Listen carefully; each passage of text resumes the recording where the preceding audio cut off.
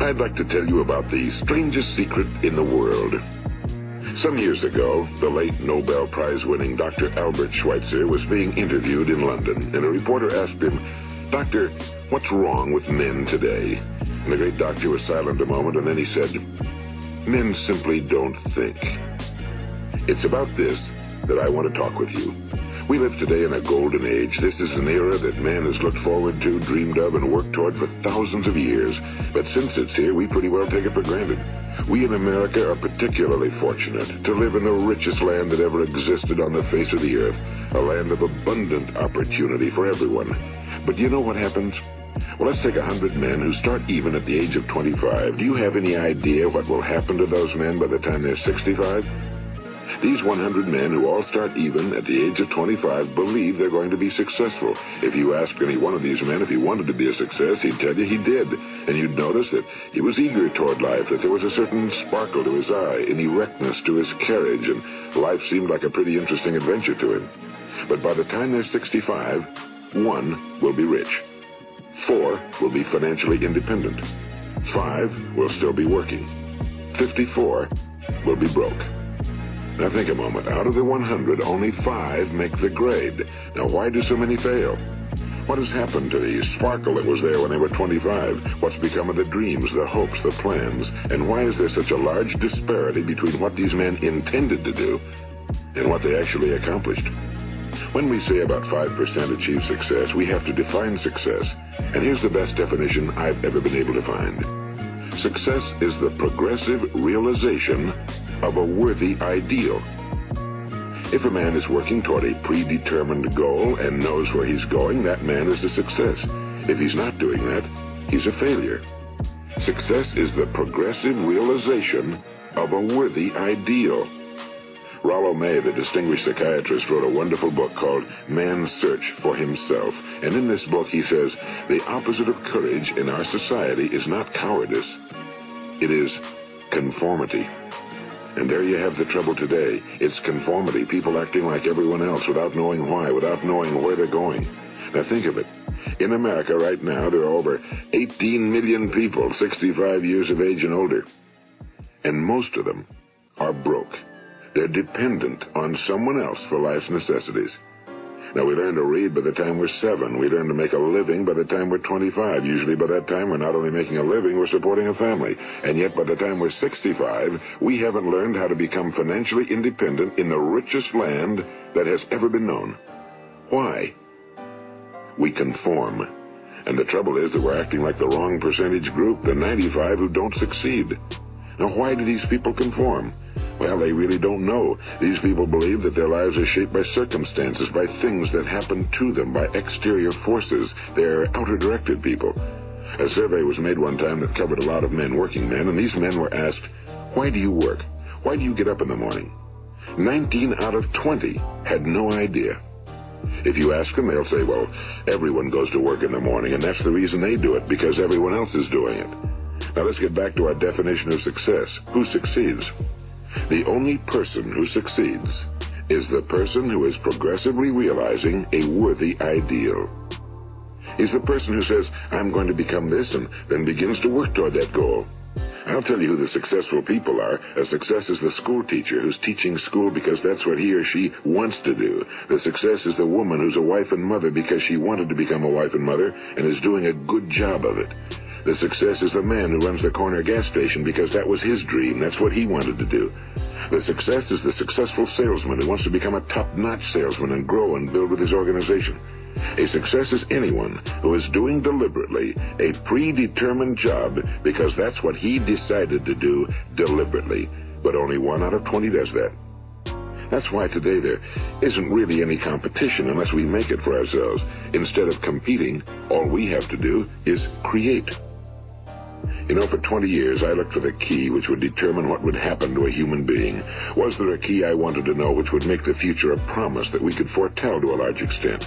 Was there a key that would guarantee a person's becoming successful if he only knew about it and knew how to use it?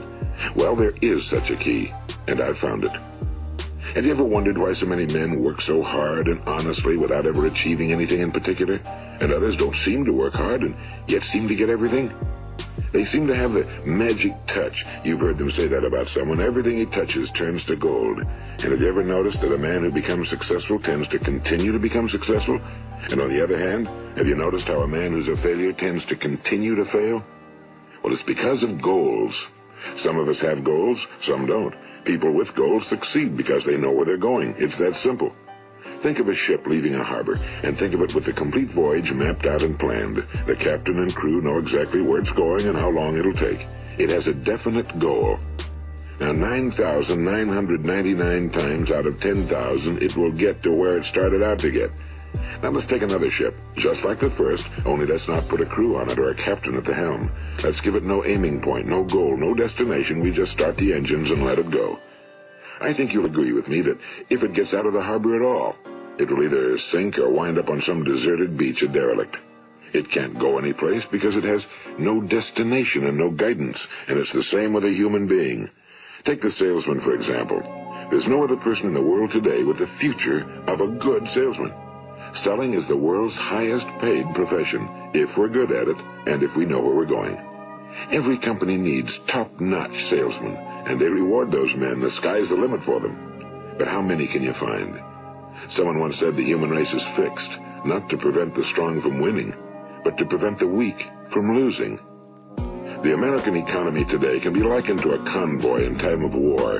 The entire economy is slowed down to protect its weakest link, just as the convoy had to go at the speed that would permit its slowest vessel to remain in formation. That's why it's so easy to make a living today. It takes no particular brains or talent to make a living and support a family today.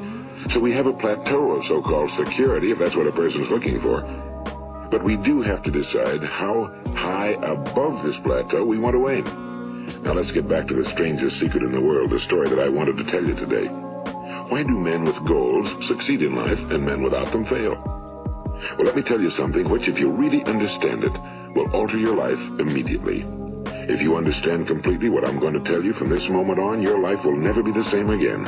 You will suddenly find that good luck just seems to be attracted to you. The things you want just seem to fall in line, and from now on you won't have the problems, the worries, the gnawing lump of anxiety that perhaps you've experienced before. Doubt, fear, well, they'll be things of the past. Here's the key to success and the key to failure. We become what we think about. Now let me say that again. We become what we think about. Throughout all history, the great wise men and teachers, philosophers and prophets have disagreed with one another on many different things. It's only on this one point that they are in complete and unanimous agreement. Listen to what Marcus Aurelius, the great Roman emperor, said. A man's life is what his thoughts make of it.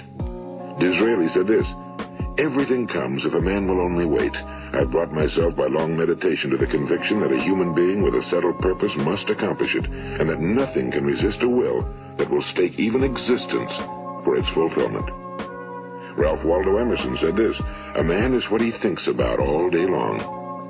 William James said, the greatest discovery of my generation is that human beings can alter their lives by altering their attitudes of mind. And he also said, we need only in cold blood act as if the thing in question were real, and it will become infallibly real by growing into such a connection with our life that it will become real.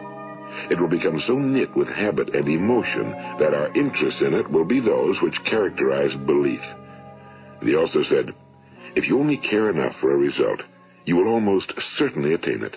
If you wish to be rich, you will be rich. If you wish to be learned, you will be learned. If you wish to be good, you will be good. Only you must then really wish these things and wish them exclusively, and not wish at the same time 100 other incompatible things just as strongly. In the Bible, you read in Mark 9:23, if thou canst believe, all things are possible to him that believeth. My old friend Dr. Norman Vincent Peale put it this way, this is one of the greatest laws in the universe. Fervently do I wish I had discovered it as a very young man. It dawned upon me much later in life, and I found it to be one of the greatest, if not my greatest discovery outside of my relationship to God. The great law, briefly and simply stated, is that if you think in negative terms, you will get negative results. If you think in positive terms, you will achieve positive results. That is the simple fact, he went on to say, which is at the basis of an astonishing law of prosperity and success. In 3 words, believe and succeed. William Shakespeare put it this way: our doubts are traitors and make us lose the good we oft might win by fearing to attempt. George Bernard Shaw said, people are always blaming their circumstances for what they are. I don't believe in circumstances. The people who get on in this world are the people who get up and look for the circumstances they want, and if they can't find them, make them. Well, it's pretty apparent, isn't it? And every person who discovered this for a while believed that he was the first one to work it out. We become what we think about. Now, it stands to reason that a person who's thinking about a concrete and worthwhile goal is going to reach it, because that's what he's thinking about, and we become what we think about. Conversely, the man who has no goal, who doesn't know where he's going, and whose thoughts must therefore be thoughts of confusion and anxiety and fear and worry, becomes what he thinks about. His life becomes one of frustration and fear and anxiety and worry. And if he thinks about nothing, he becomes nothing. Now, how does it work? Why do we become what we think about? Well, I'll tell you how it works as far as we know. Now, to do this, I want to tell you about a situation that parallels the human mind. Suppose a farmer has some land, and it's good fertile land. Now, the land gives the farmer a choice. He may plant in that land whatever he chooses. The land doesn't care. It's up to the farmer to make the decision. Now, remember, we're comparing the human mind with the land because the mind, like the land, doesn't care what you plant in it. It will return what you plant, but it doesn't care what you plant. Now, let's say that the farmer has 2 seeds in his hand. One is a seed of corn. The other is nightshade, a deadly poison. He digs 2 little holes in the earth and he plants both seeds, one corn, the other nightshade. He covers up the holes, waters, and takes care of the land, and what will happen?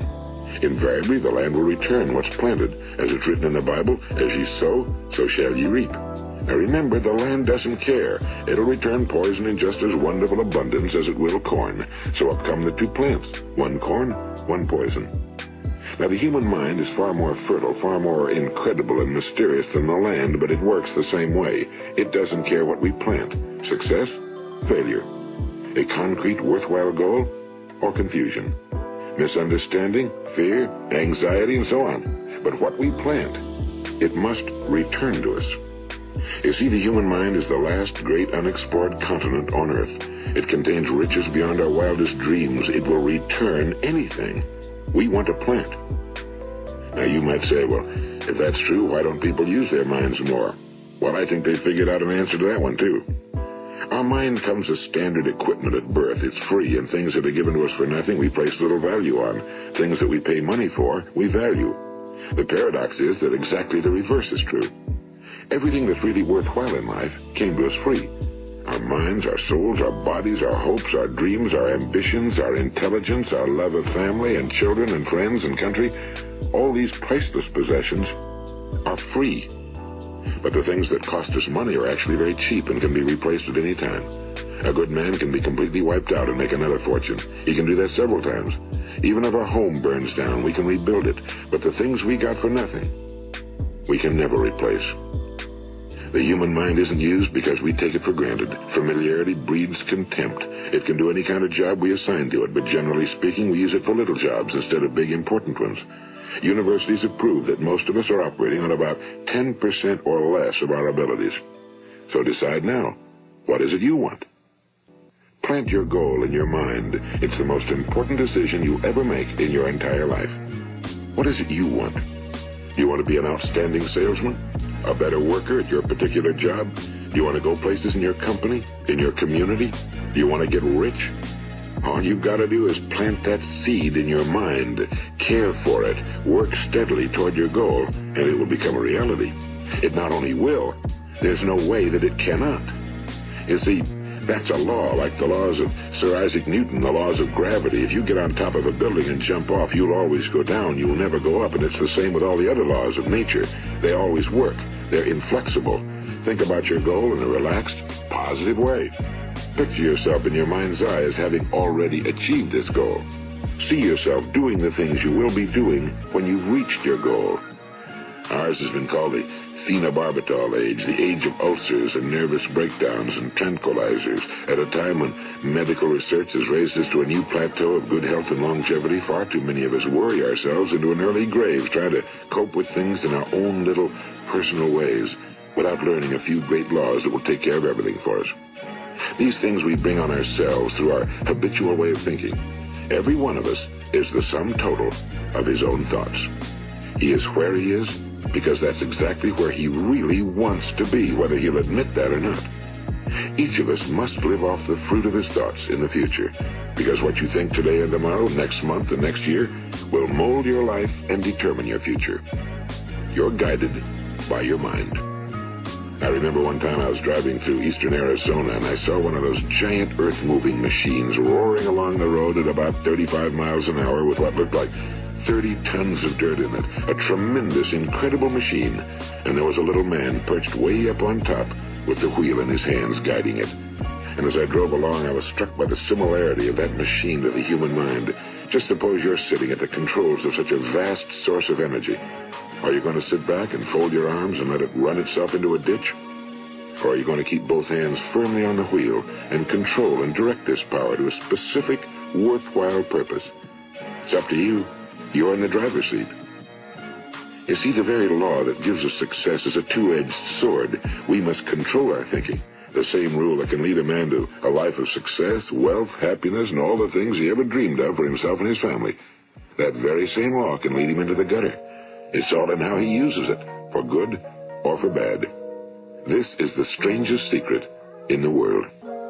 Now, why do I say it's strange, and why do I call it a secret? Actually, it isn't a secret at all. It was first promulgated by some of the earliest wise men, and it appears again and again throughout the Bible, but very few people have learned it, understand it. That's why it's strange, and why for some equally strange reason it virtually remains a secret.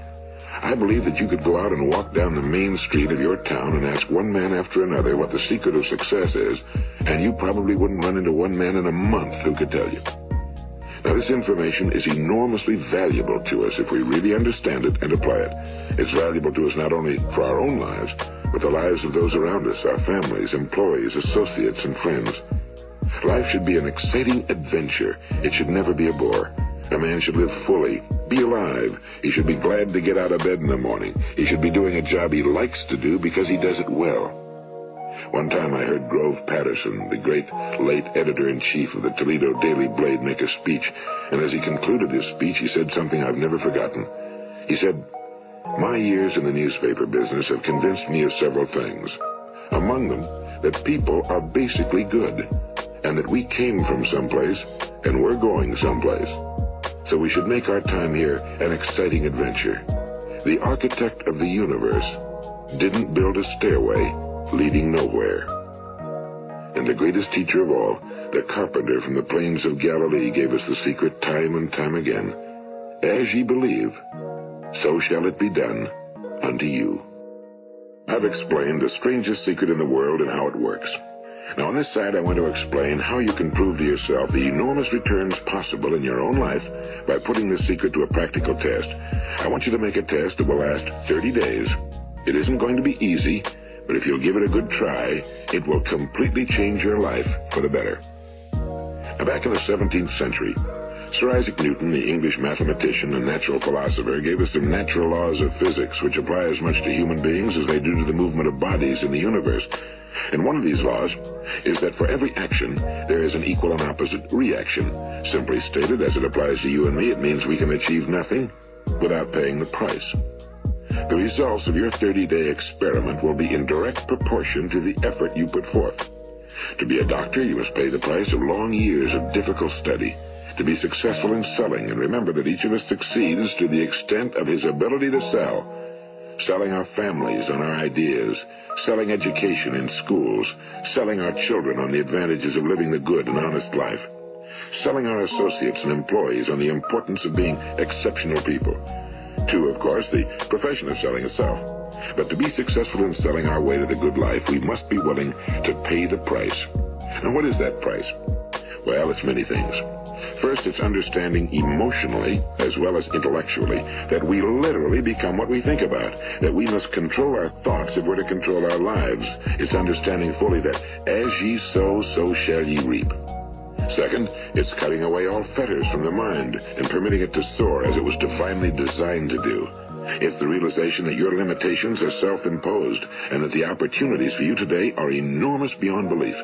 It's rising above narrow-minded pettiness and prejudice.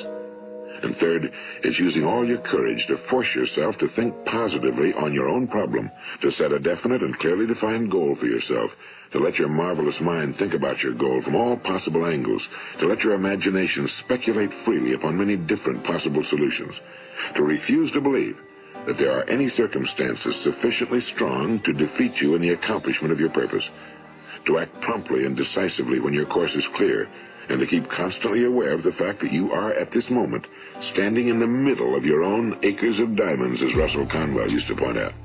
And fourth, save at least 10% of every dollar you earn. It's also remembering that no matter what your present job, it has enormous possibilities if you're willing to pay the price. Now let's just go over the important points in the price each of us must pay to achieve the wonderful life that can be ours. It is, of course, worth any price. 1. You will become what you think about. 2. Remember the word imagination and let your mind begin to soar. 3. Courage. Concentrate on your goal every day. 4. Save 10% of what you earn. And 5. Action. Ideas are worthless unless we act on them. Now, I'll try to outline the 30-day test I want you to make. Keep in mind that you have nothing to lose by making this test and everything you could possibly want to gain. There are two things that may be said of everyone. Each of us wants something, and each of us is afraid of something. I want you to write on a card what it is you want more than anything else. It may be more money. Perhaps you'd like to double your income or make a specific amount of money. It may be a beautiful home. It may be success at your job. It may be a particular position in life. It could be a more harmonious family. Each of us wants something. Now write down on your card specifically what it is you want.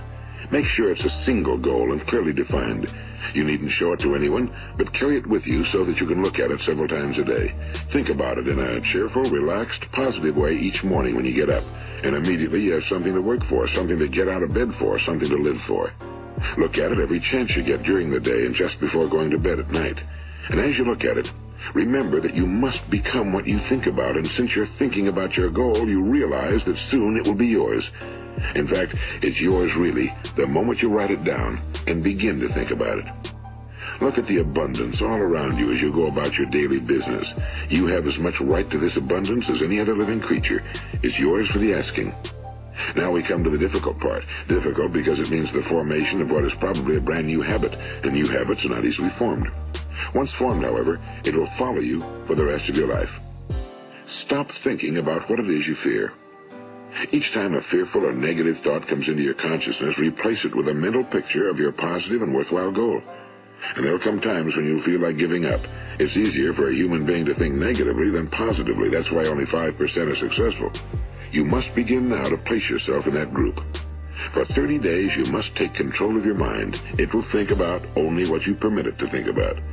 Each day for this 30-day test, do more than you have to do. In addition to maintaining a cheerful, positive outlook, give of yourself more than you've ever done before. Do this knowing that your returns in life must be in direct proportion to what you give. The moment you decide on a goal to work toward, you're immediately a successful person. You are then in that rare and successful category of people who know where they're going. Out of every 100 people, you belong to the top 5. Don't concern yourself too much with how you're going to achieve your goal. Leave that completely to a power greater than yourself. All you have to do is know where you're going. The answers will come to you of their own accord and at the right time. Remember these words from the Sermon on the Mount, and remember them well. Keep them constantly before you this month of your test. Ask, and it shall be given you. Seek, and ye shall find. Knock, and it shall be opened unto you.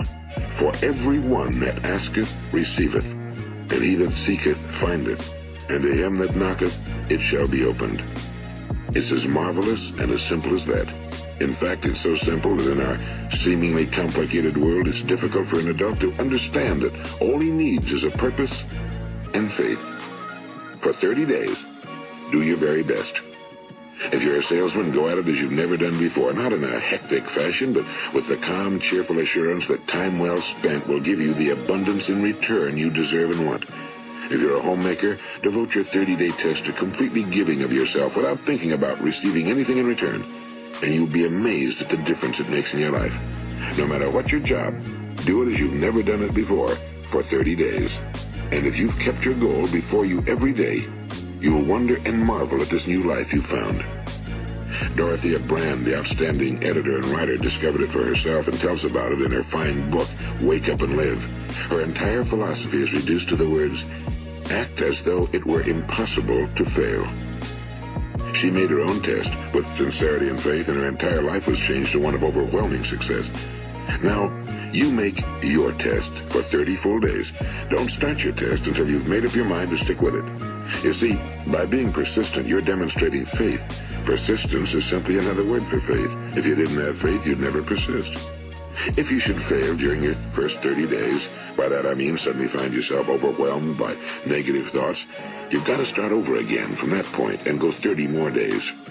Gradually, your new habit will form until you find yourself one of that wonderful minority to whom virtually nothing is impossible. And don't forget the card. It's vitally important as you begin this new way of living.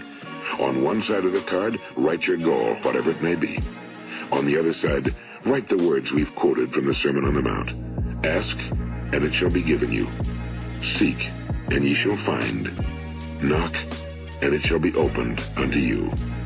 Nothing great was ever accomplished without inspiration. See that during these crucial first 30 days, your own inspiration is kept at a peak. And above all, don't worry. Worry brings fear, and fear is crippling. The only thing that can cause you to worry during your test is trying to do it all yourself. Know that all you have to do is hold your goal before you. Everything else will take care of itself.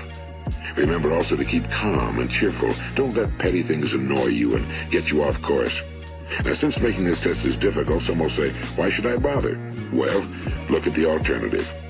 No one wants to be a failure. No one really wants to be a mediocre individual. No one wants a life constantly filled with worry and fear and frustration. Therefore, remember that you must reap that which you sow.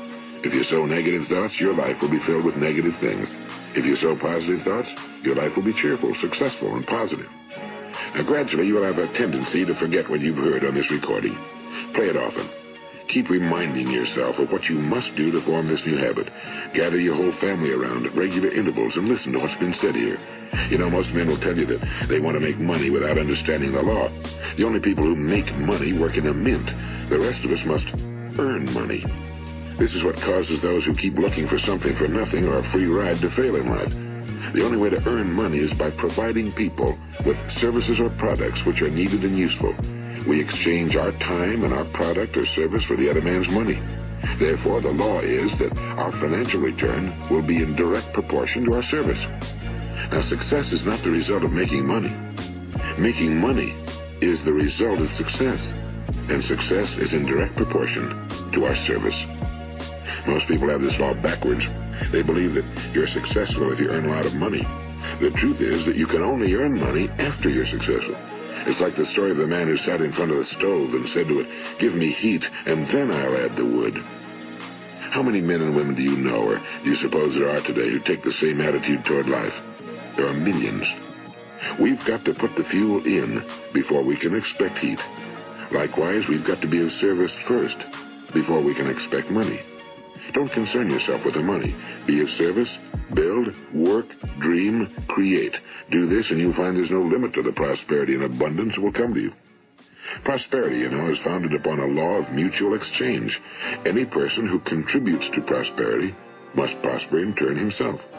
Sometimes the return will not come from those you serve, but it must come to you from someplace, because that's the law.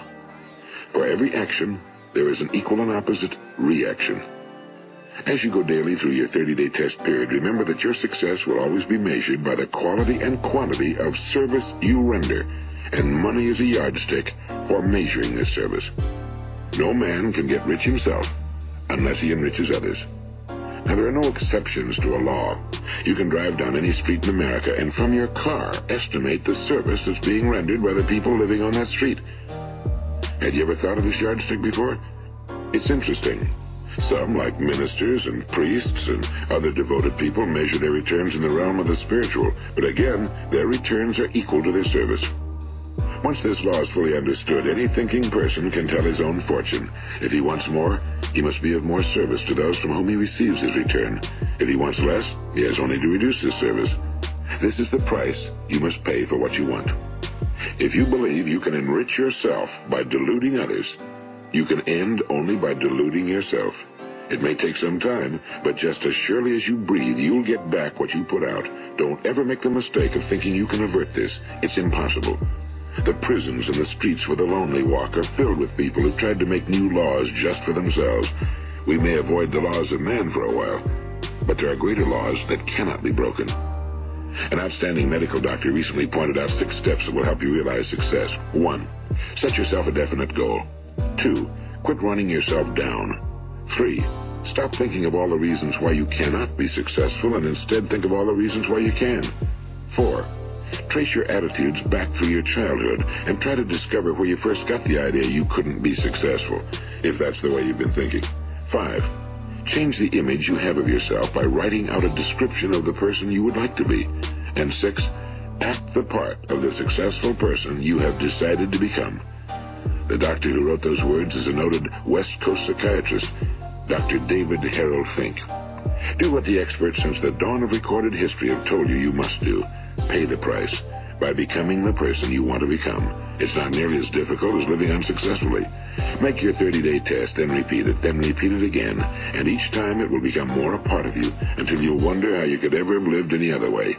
Live this new way and the floodgates of abundance will open and pour over you more riches than you may have dreamed existed. Money? Yes, lots of it. But what's more important, you'll have peace. You'll be in that wonderful minority who lead calm, cheerful, successful lives. Start today. You have nothing to lose, but you have a whole life to win. This is Earl Nightingale, and thank you.